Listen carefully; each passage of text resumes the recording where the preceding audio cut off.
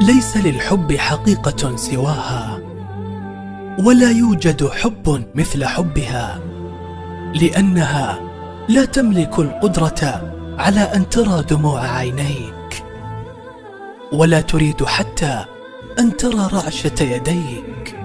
والأبهى من ذلك أنها لا تستطيع أن تفعل شيئا يعكر صفوك، حتى وإن كنت بذاك السوء معها. كم هو شيء مؤلم حد البكاء. عندما مرضت يوما نسيت ألمي حين لمحت في عينيها بريق دموع خوفها، وكأنها تقول: أنا من يتألم، أنا من يتألم. حينها هام بي الخيال إلى حياة من دونها.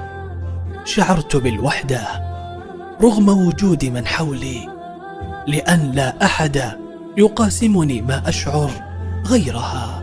وحينها أدركت أن لا شيء يدوم بسعادة بعدها، رغم أنها حقيقة مرة لا بد من تصديقها، إلا أنها تؤلم قلبي، لأني لا أريد حياة بدونها.